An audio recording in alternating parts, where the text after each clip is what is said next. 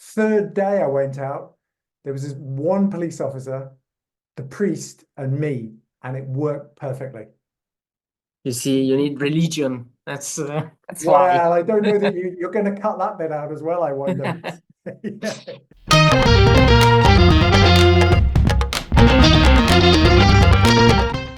A new episode of our podcast, and a new guest here, Alastair Ruffell. So I hope I didn't mispronounce your name, Alastair. Good. I'm always scared about starting in a very bad way. Thanks for accepting our invitation. And if you can tell, first question as usual is, who are you? What do you do now? In your work, in your profession. Yeah, sure. Well, I'm a geologist, although my degree was geology with geophysics. As you can see by looking at me, a long time ago. Something called the 1980s, which maybe some people online will remember. Some people don't know probably. Some of the viewers have never seen. Yeah, from University College London. And after that, I worked in the oil industry for a few years and decided to quit the oil industry to do a PhD in Birmingham. Okay. Which was that the right decision or not? Well, maybe so. Yeah. And then I did a postdoc at Imperial College in London, which was the springboard really for my present job, which is incredible because that was over 25 years ago, but it did me in good stead. And I was in the geology department at Queen's University in Belfast here, but they closed geology in and around 2000. Okay. Yeah, but re-employed, or many of the geologists got employment, a lot took early retirement and re-employed 3 of us in archaeology, civil engineering, and myself in geography, which is where I've stayed ever since. But that might come on to the forensic side of things, which might be good for me to stop at that point because it'll lead on quite nicely. Maybe, I don't know. It depends on the conversation. Yeah, later on we will cover that bit. Yeah. I want to pick up. Keep them on tenterhooks. Keep them waiting. Because just let's do a short summary. We will talk later on about forensic geology. But first, you say you at some point you went into the oil industry and then you gave up.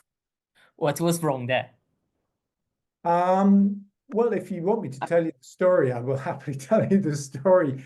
You're not gonna believe it when I start telling you the story. You're thinking, where's this going? So I was best man at a wedding. So I took Friday off to travel up to the wedding for the Saturday. So I wasn't at my desk at this particular oil company, who I won't say. And when I came back on Monday, there was an airline ticket on my desk to go back to Saudi Arabia, where I'd been before on well site operations. Being a geophysicist, I used to do something called vertical seismic profiling. Okay. ESP. And I had the choice. I could go on a 3-week on, 1-week off rotation, or I could take my family and live in the compound for 3 months on and 1 month off. And I didn't like not being in control of my life. So this was the thing which caused me to quit. Now, I will speak up for the industry in that I would be retired by now, probably living in a very nice cottage somewhere in the south of England, having made a lot more money than I've made as an academic. But would I have been happy? You don't know. Life is a series of forked paths, yeah, and you take one of them, you can't go back and down the other one. So I don't know. I really enjoyed it. It did me.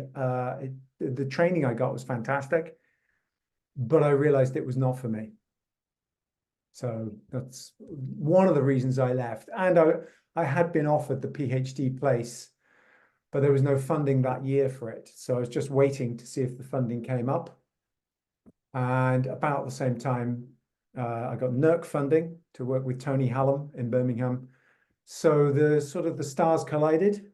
The oil industry maybe wasn't the way to go, but I got funding for a PhD. So.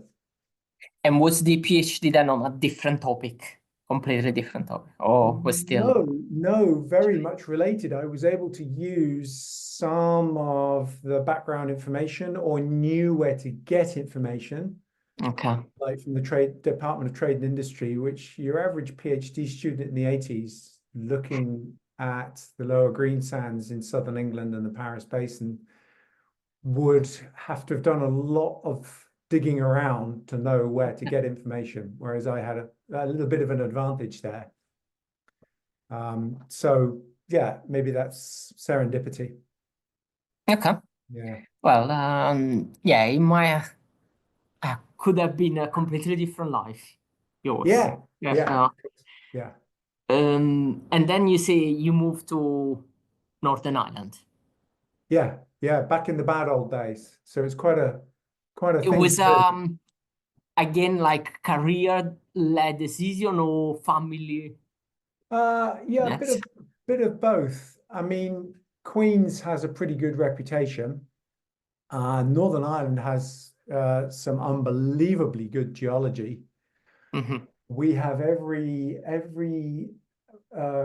stage, every rock type of the Phanerozoic bar the Cambrian, and even that we've probably got some Cambrian in such a small area. The diversity is phenomenal. And I knew a bit about this place already as well from various personal contacts. So yeah, Northern Ireland in the 1990s had a bad reputation, but I knew some of the truth of this, which was, you know, that it's like anywhere, it's geographically isolated. So the advantages, I don't know, did they outweigh the disadvantages? Hard to say, but Yeah. it's good quality of life. The schooling is phenomenal. Queen's is a great university, and yeah, rocks are my main love. So the geology was, yeah, yeah. Um, you can put a lot of people off now saying rocks, you love rocks and everything. Um, and I think you say at some point then they closed the geology department, Yeah. which I think it's also in England, probably not in the 2000, but more recently, yeah, you start to see the same issue. Yeah, and actually it started to occur a little before Queen's as well, with one of Ah, the first research reviews that Sheffield suffered, and okay. one or two others, some of which will hull, but have managed to resurrect themselves and become even stronger than they were. So good for them. Yeah. Others, yeah, like Queen's was not you know, that was a university decision as opposed to coming out of a research review. Okay. So yeah, I mean it's history now. A lot of people here still lament this, you know, even though that's Mm. many years ago, that's 24 years ago. It's a real shame there's no geology department. It's a managerial decision from the Yeah. higher echelons of the university. And so do you think, can you see the decline, a real decline then, or in numbers of students, and why, if there is this decline? Yeah, well, I've kept a watchful eye on this and heard from lots of other people, A-level teachers especially, Mm-hmm. who are in contact with other departments. And yeah, I think the word geology can sometimes have not as good connotations as environmental science, environmental earth science, those I think sorts. it's not a science, it's not considered science, I think. Yeah, well, that's your personal opinion, but Uh, I think we've suffered. I'm not speaking anything radical here. The Geological Society knew this years ago, not necessarily about the face of geology, but because of the technical language that we speak. You know, our outreach has always been a problem. mm, Unless it's paleontology, mass extinctions, big storied plate tectonics, volcanoes, earthquakes. You know, you start talking about D9 of deformation in the Dalradian, and people's eyes just glaze over. Now, I find that fascinating. I will cut at this point. Yeah. I'm joking.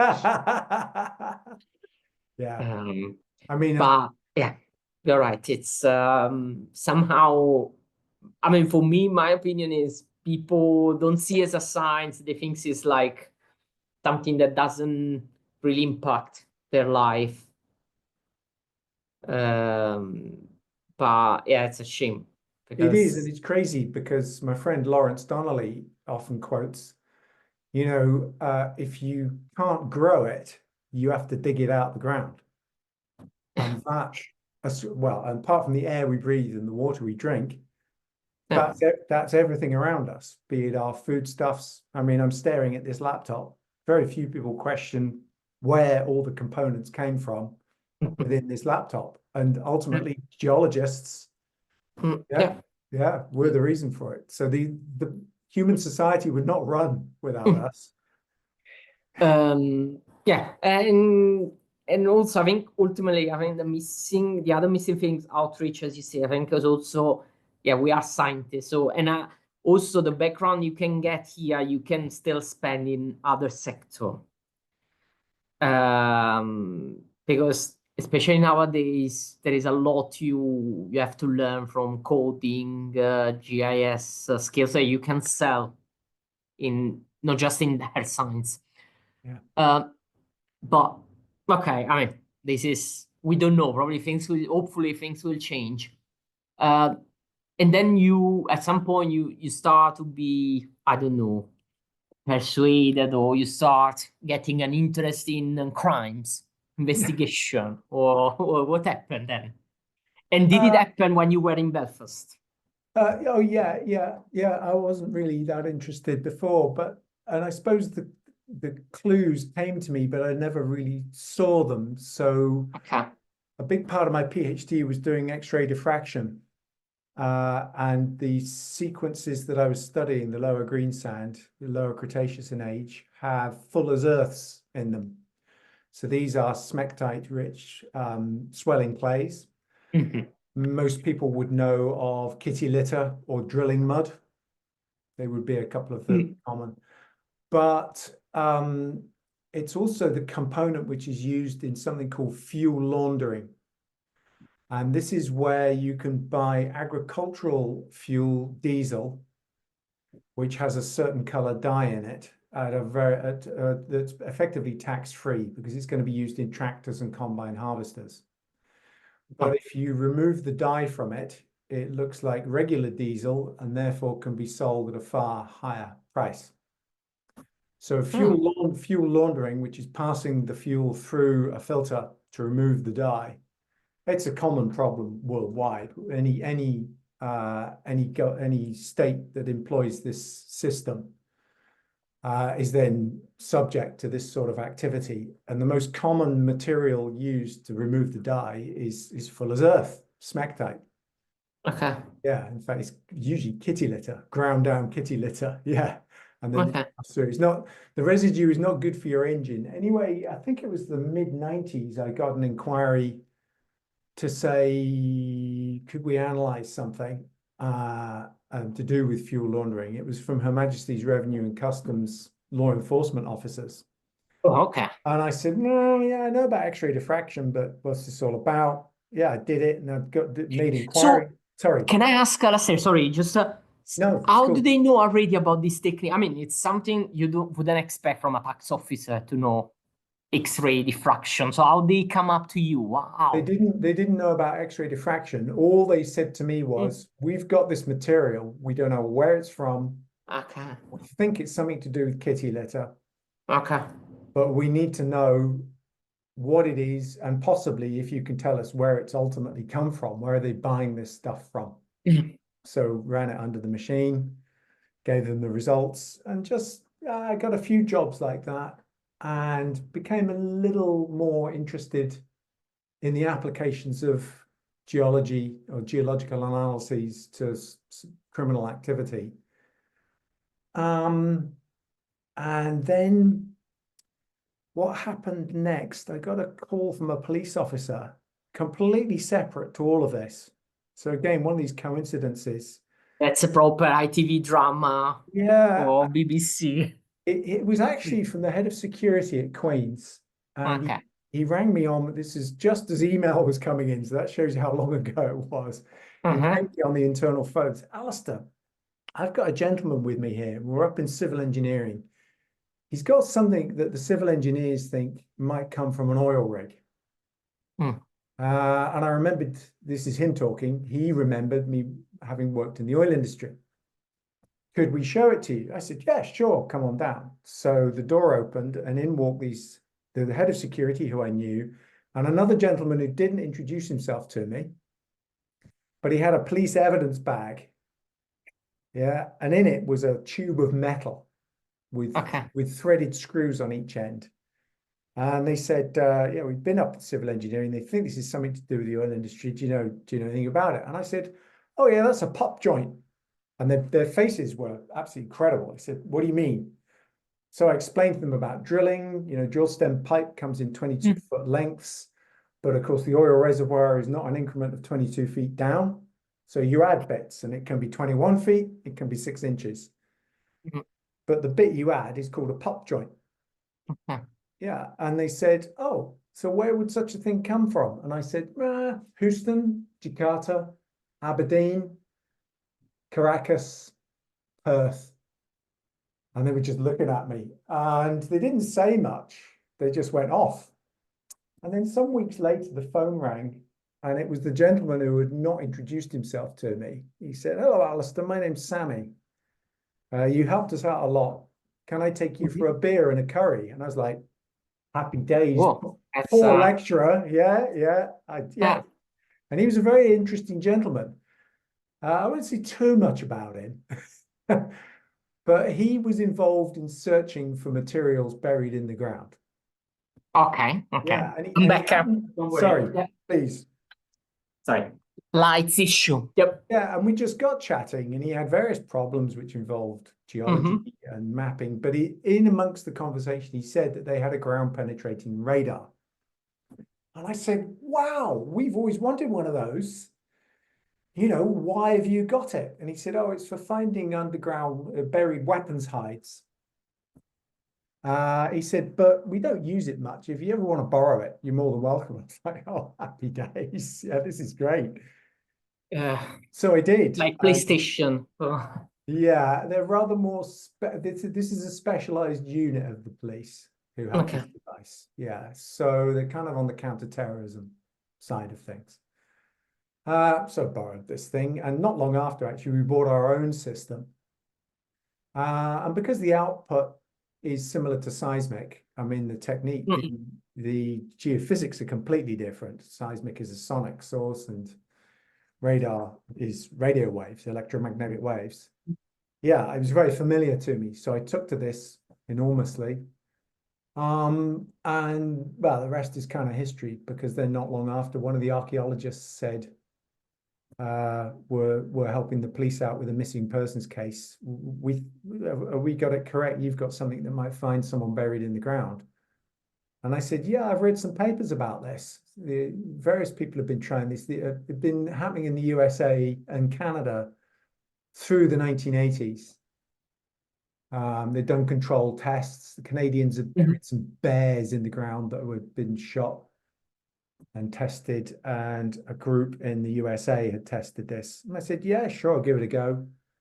And that was my first search case, as opposed to trace evidence, which is more like the. That's yeah, CSI on the making from the. I don't know. It's not quite as exciting as that, but yeah. So off I went. I didn't have a clue what I was doing. Learning on the job. Yeah. But probably they were learning with you, the police officer as well. Oh, for sure. Yeah, yeah. I mean, I remember the second case I did was in a graveyard in West Belfast. And the morning I turned up, which I think was dawn, yeah, I think there were 20 police officers there all staring at me because they'd heard about this and they wanted to see it in action. Okay. And of course, you can guess what happened. The machine didn't work. It was a second-hand radar we bought, and it just made this really irritating beeping noise.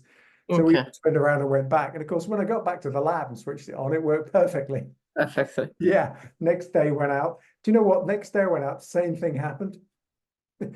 Third day I went out, there was this one police officer, the priest, and me, and it worked perfectly. You see, you need religion. That's well, why. I don't know that you're going to cut that bit out as well, I wonder. Wow. So And then, I mean, after that, you have been, I don't know, did you have regular contact with the police and Yeah, sort well, of? yes, it did, because I hadn't realized through the late 90s and early 2000s that there were also quite a few other people doing this, but they had not really come up, that wasn't much known about. Okay. So I got invited to the police training college one day. The guy who actually had me on that job I was just talking about, he said, Okay. "Oh, Yeah. we've got a seminar in a few weeks. It sounds like you might be interested in it." So I said, "Yeah, all right." So I turned up and there were two speakers. One was the state pathologist, and you didn't want to sit through his slideshow. Yeah, probably, yeah. No. It's But the other was a gentleman called Ray Murray, who is the inventor of forensic geology, effectively. okay. Yeah, I mean, people have been doing it before him, but he coined the term first of all. Okay. And I saw his name, Googled him a bit, realized the week after that he was going to be in London, and I was due to be at Burlington House actually to look at some oil industry stuff.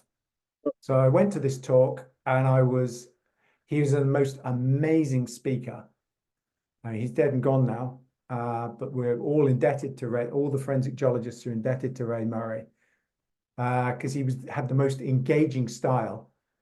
Okay. Yeah, No. and when I was in London, I was up in the library in Burlington House, knew he was speaking at the first forensic geology conference at Burlington House, organized by Ken Pye and Deborah Croft. So I just wandered down and listened to him, and realized, oh my God, there's a far bigger world of forensic geologists than I realized. My ignorance, probably. And yeah, it rolled on from there. Okay. Yeah. Just as for the viewer, in the Burlington House is the office of the British Geological Survey Society. Sorry, I Yes. got confused. Yeah. Um, and is I think now, of course, probably you have been working with them, helping them for 20 years, more than 20 years. Is usually they contact you, or sometimes it's you who approach them and say, look, I can Yeah. help you with this. Initially, yes.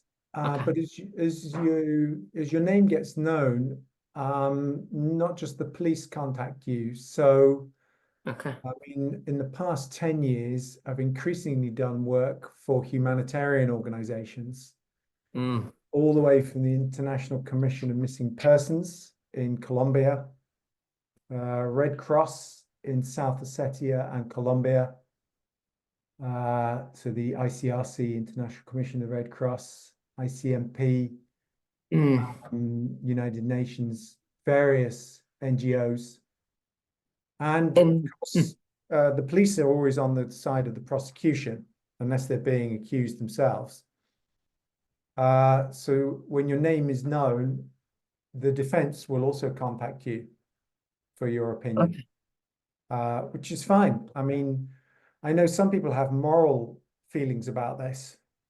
As far as I'm concerned, it's the science applied to legal inquiries. So whether it's defense or prosecution is not important as far as I'm concerned. It's the appliance of the science for the Yeah. criminal justice system. Oh. And you mentioned recently you have been working on with humanitarian support of humanitarian association. What's your for example, for missing people? What's your role there? Are you going helping them in the country, overseas? Okay. Sometimes that is rare compared to training. Okay. So the greater effort would either be together with my colleagues. So we have an international group funded by the IUGS, the International Union of Geosciences, Okay. and that group is called the Initiative on Forensic Geology. And they might facilitate the training, or sometimes people contact me directly, in which case I usually liaise with the Initiative on Forensic Geology. Mm. Sometimes not. During lockdown, for instance, that was the ICMP, the International Commission on Missing Persons.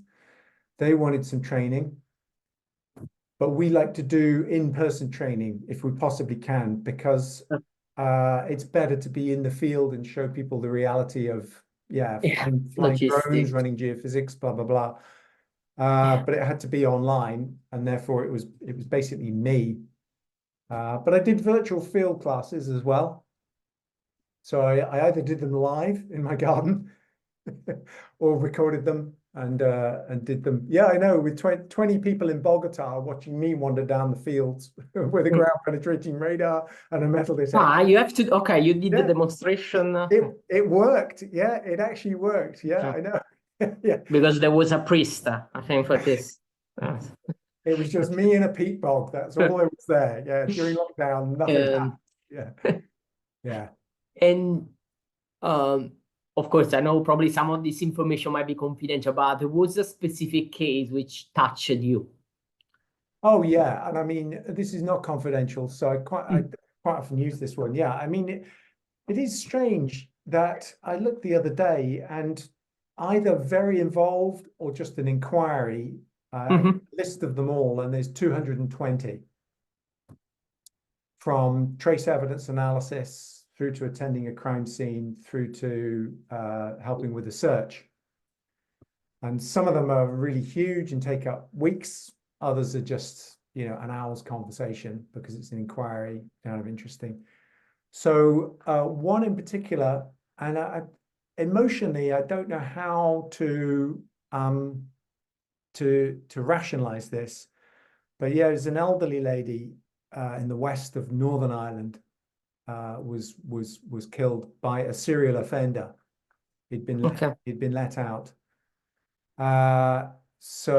And pretty brutally murdered, and he hid her body in a stream in a steep gully just behind his house, but far enough away that it wasn't too obvious. Mm. And we just heard about this and were asked to go and help if we possibly can. It was a pretty big deal. There were a lot of police officers there. And her body was discovered. And that was actually not although we assisted with the search, we were not part of that actual part of it, but it was the trace evidence analysis afterwards. Okay. It was pretty crucial in reconstructing what had happened. And I spent a long time working on all that material. Long, long time. But it all came to court, and I can still remember my day in court, and all the rest of it. And yeah, I mean, the guy was convicted, but yeah, it struck me for some reason. And I don't know why, because I've dealt with other ones which are as emotionally draining. But this one, yeah, it did. It was, I think, because of the level of being there all the way from the search, being at the crime scene, taking the samples, analyzing them, going to court, seeing the whole thing through. Because sometimes you come in on only a part. You help with the search, and then you hand over to the archaeologists, because I don't dig. They're the trained ones to do that. Yeah. Or something's already happened and you get trace evidence material to look at. The classic being mud on a guy's or lady's shoes. Has this person been at the crime scene? Question mark. So you're only at the tail end of the investigation. Yeah. But one or two, you see the whole thing from beginning to end. In how you manage your time in the way that I don't know how it works there, but of course these are these stuff that they are not part of your role, academic role, or because you have to spend time for these activities, Yeah. even the lab analysis or Yeah. just interpretation. How it works there? Don't know. Do you have a specific allowance or whatever? They give you free time for this?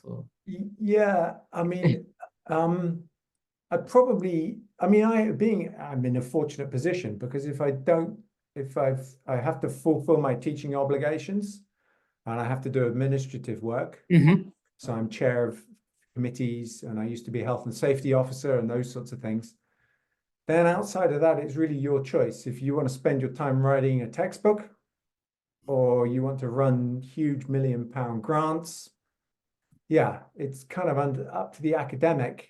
It comes with a risk because, of course, it might not be so well viewed.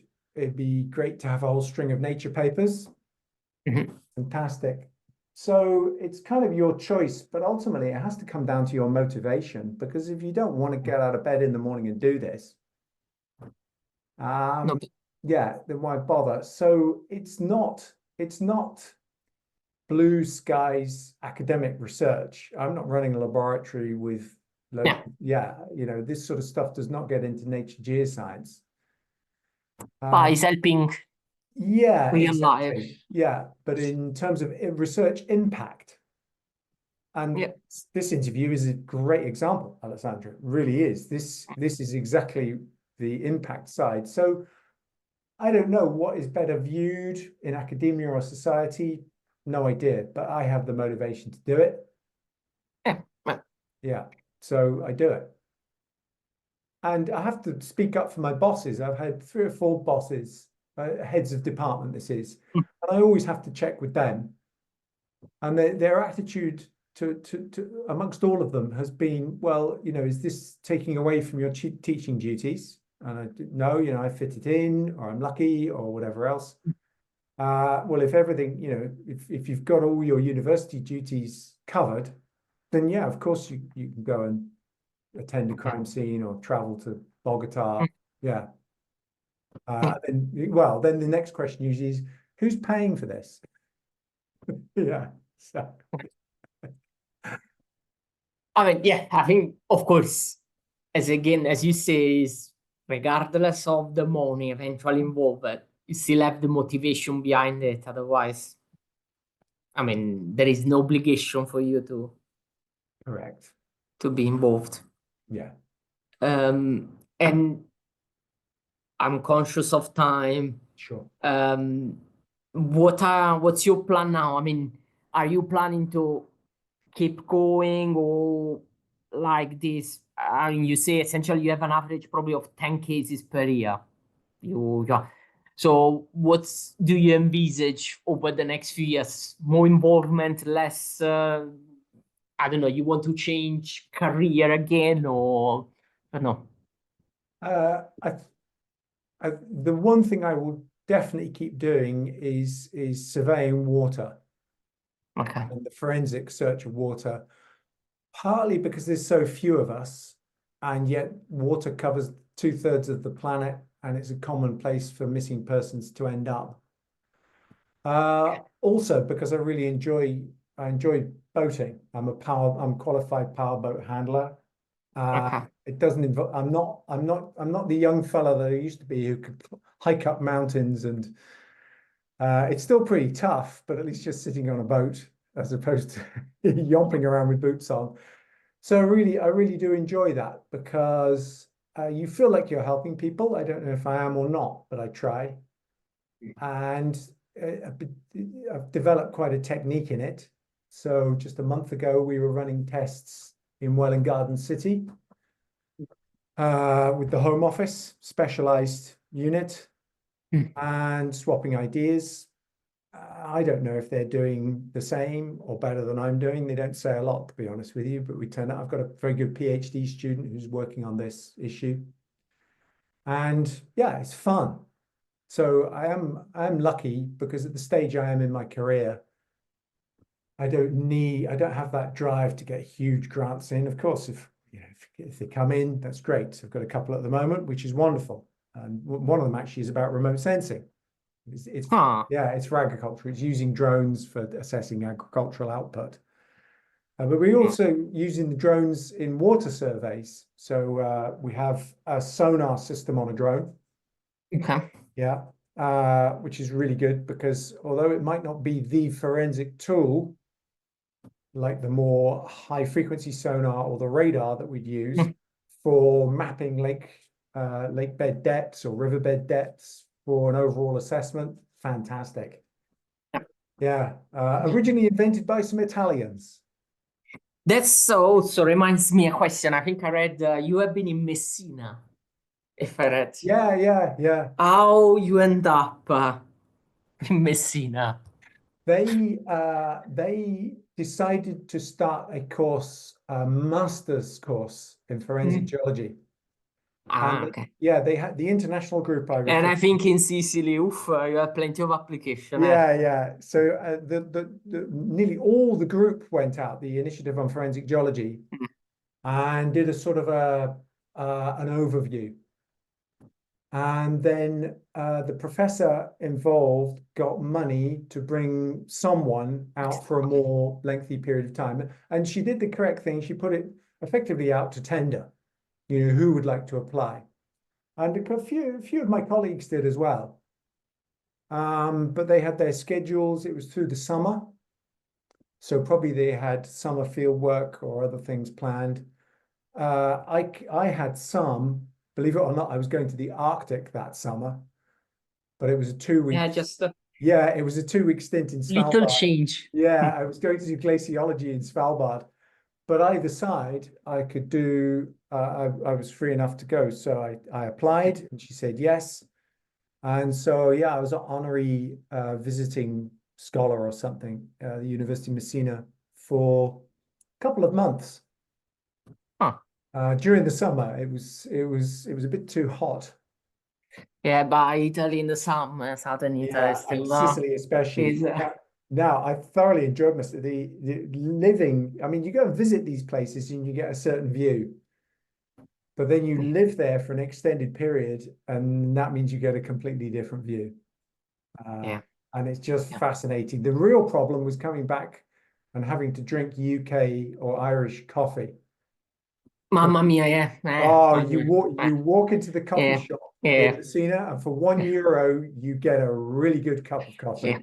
Yeah, whereas I'm becoming emotional. I think oh, I I apologize, will move on Alessandro. I to apologize. no, it's right. Um, another question, probably one of my last. Sure. Because I remember, for example, I spoke with someone from the US in one of these podcasts, Rachel, and she was saying essentially most of the things she learned in her career was doing them, not learning on a teaching or in a classroom. Was the same also for you? Increasingly so. So I've heard this from the educational psychologists that when you're younger, you can learn things automatically. But as you get to my age, you become what's called an experiential learner. You learn through experiences. So you learn by your mistakes, or maybe you learn by your successes as well. So I think it changes through time. But in recent times, yeah. But certainly for my students, I mean, just love field work. And I notice in my students that as soon as I get them out looking at stuff, I mean, it can just be a stream in the nearby park. Mm. It doesn't really matter. That's where the real world is. So I think it does apply to young people as well. But yeah, experiential learning. So yeah, it's do it, and then you soon discover the reality as opposed to sitting in a classroom where everything is perfect. Mm. Yeah. And my last question is probably, Alastair, what's your plan for the near future? Do you have something you want to do with your career? Uh, Or uh, Not retirement, actually. I mean, I will be okay, due to retire. Yeah, but okay. I'll never stop doing work. You might go back to the oil rig you I didn't go don't to. think so. I don't think so. No, to be honest with you, Alessandra, I would like to carry on doing exactly what I've been doing for the past 20 Okay, years. that's Maybe without marking hundreds of pieces of student work or being a health and safety officer during a pandemic. That was kind of challenging. Yeah. But field work, helping people, going to new and interesting places. And I don't mean traveling around the world. You'd be amazed. Parts of Ireland I still haven't visited. So yeah, just and learning new stuff and applying what I do have to interesting problems. So yeah, no, I have no grand plans at all. I'm supposed to be writing a textbook. on. Do you have a Well, not a textbook, a popular book on forensic geology cases. Okay. We interviewed a few, I think, few episodes ago, a paleontologist who wrote book on the dinosaur. He became also consultant for the new Jurassic World movie. And yeah, we learn a lot about how you write about how different it is from a scientific publication, this type of things. Tell me about it. Yeah. So I've been stuck about a third through this book for the past 10 years. Yeah. But I will do it. I Okay, will. I will do we'll it. wait. Do you Yeah. have the title at least? I think I'm just going to call it forensic geology cases. Okay, Yeah. okay. Yeah. But organizing it is a nightmare for me. Do you have help from I don't know, the editor or some in? Okay, so it's all No, but I tell you who I do have a criminal psychologist I talk to, okay. and they have a really interesting perspective on this because I see the science. I Yeah. get them to tell me what they think the motivation of the people was behind it, which Okay. Yeah. yeah, I can't do. But I suppose in popular culture, that is actually that's what makes people watch More CSI or interesting. Sherlock Holmes. Yeah, is Yeah. why did this person do this? You know, the criminal mind, all that Yeah. aspect. So maybe they can help me a bit because no disrespect to our fellow geologists, but people don't want to read about X-ray diffraction or ground Yeah. penetrating Yeah. radar. Yeah, they want to hear about serial killers and crazy stuff going on. Yeah. Fine. Yeah, yeah. So that was my last question, Alastair. Perfect. Thanks for being here.